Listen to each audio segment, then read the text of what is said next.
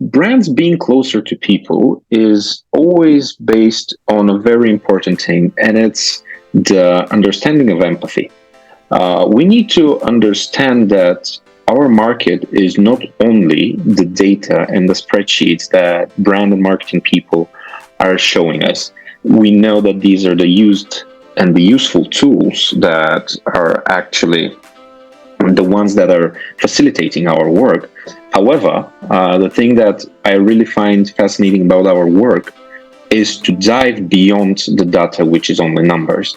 A friend of mine, a former creative director of such and such in New York, told me how that nowadays everybody is obsessed about data. However, nobody is asking the important question: why people are feeling in a way.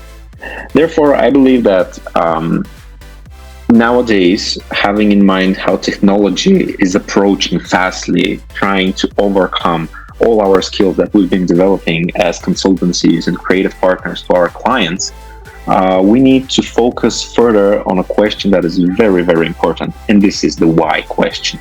What we do, actually, the most important thing to be closer to people is to dive into deep insights. Deep insights are the ones that are actually unlocking the creativity, ask the question why, and actually find the human problem behind the business issue. So give us an example about, a time when you found the problem and what insights you used and how did you uncover those insights? A very, very interesting campaign of our agency was a local brand, part of the portfolio of Carlsberg Group, which is called Pirinsko. The campaign was called Help on an Iron Horse. And what we did actually is to attract the attention to the home region of the brand, where the beer started being produced more than 60 years ago. In this home region of the beer, we saw that people are struggling. Our main core consumers, who were the ones who made this brand from local to national, we found a way to connect with them with a very interesting thing, which was the only train that goes inside the mountain to the center of the region, and actually transform this train into a very unique and attraction.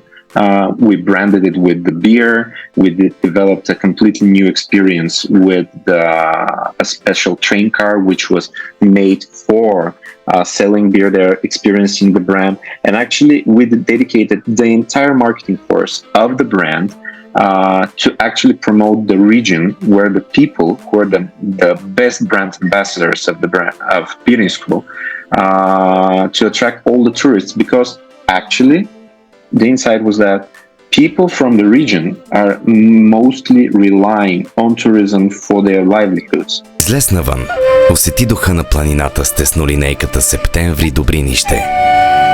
Преоткри родния ни край със студено пиво в ръка, във вагон за отдих Пиринско. От юли до септември. Научи повече на навънспиринско.bg. Пиринско. Свежо от планината. Therefore, we supported them not by giving them money, but by transforming the one true carrier of hope for them, the only transportation service to them, the train, to the mountain, made it an exclusive brand media, and attracted all these people from around the country to go there and spend their money so that they can support the people of Pirin Mountain and the region around it with fresh income. Because after the pandemic, it was extremely hard for them, and people, the national consumers, were eager for experiences. So how did it turn out? What were the results of this exercise? We actually doubled the results in regards to passengers. So if we compare to 2019, when just before the pandemic, there were, in the summer period, which is the highest season for tourism in this region, we had back then 50,000 passengers for the summer period. After the campaign, we managed to attract more than 100,000 people there, and we increased with 35% the hotel stays in the region. So lots of tourists poured into the region, and moreover than that, we actually overcame the negative trend of tourists, of course, but the region, the interest in the region, in search engines and stuff like this, rise with more than 250%, and more than 10 million people internationally saw the campaign, which made the Pyrenean region actually quite famous. And we left the campaign, we stopped it because it was a 2-year series. However, now when we don't have this experience, the interest to the region is still growing, which is the most important thing, as brands actually have a real social impact to people and to the real ambassadors of the brand, the locals who love. They're really fighting for the name Pirinsko as a brand. Wow. So, Samuil, you are, I could call you a veteran of the Cannes Festival because you've like been there, done that, spoken, been part of the training school. Tell us, how does a person make the most of the Cannes Festival? The first and most important thing is that because this is such an immersive experience, the Cannes Festival, it is the dreamt experience of lots of young people in advertising industry, but not only, it's for everybody. And this is the highest venue for anybody in the marketing and communications world.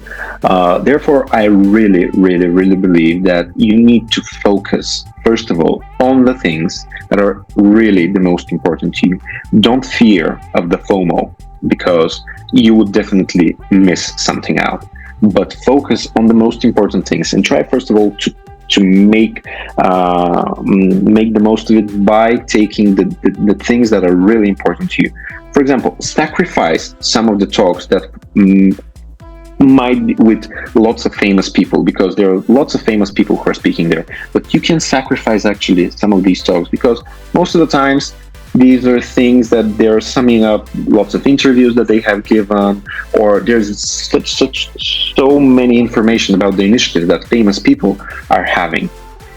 On the other side, if you go in depth to the festival schedule, festival program, you can see that in the smaller stages, in the Lumiere, or the small forums upstairs, or on the terrace stage, or on the beaches and the cabanas, you can see actually that there are so many useful topics and talks that they can be really, really useful to you. And my focus, it would be my 4th year now, my focus is always the ones that are smaller scale in terms of events. And even if you have famous people there, like for example, last year, David Droga from Accenture gave a brilliant talk at the Facebook Meta Beach compared to the talks that were on the big stages. So first and very important advice is to keep an eye on the small things, because you might find more and more interesting things there than lining up for the ones that attract thousands of people in the hall, and they might not be such unexpected and insightful talks. The other thing is to always give yourself a little breaks from the talks. Don't stay like talk after talk after talk after talk.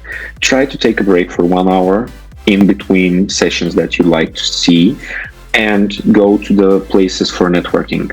You never know who would you meet and how would you connect with these people. Cannes is an amazing opportunity, but it's an amazing opportunity for the ones who want to get the opportunity. Don't try to have to be isolated. Try to say hi to everybody. Always carry a business card, even though it's outdated. Always carry a business card. You never know when you're going to use it. And maybe the third advice is reflect every day after the events. Either it's a party after the party, or you skip a party but you go to your hotel room or Airbnb. always try to reflect and always try to take advantage with 2 or 3 sentences, notes from the whole day to actually make a conclusion. What did you learn today and how you're going to use it in your future career. That's brilliant. That's such a good synopsis and so much good advice for especially somebody who's going there for the first time. So Samuil, it was absolutely great talking to you, and we look forward to hearing you live on the stages of Cannes. So tell us how and when we can do that. Actually, I don't know if it's going to be open for the wide audience because it's going to be a talk for the Roger Hatchwell Academy this year as well. In the beginning of the academy on Monday, the 19th, we're still fixing the exact start hour and starting slot, but it will be in the morning. But still, I don't really know the exact location, and is it going to be open for the wider public. However, I'm going to be around there in the school of canneslions, which is in Palais 2.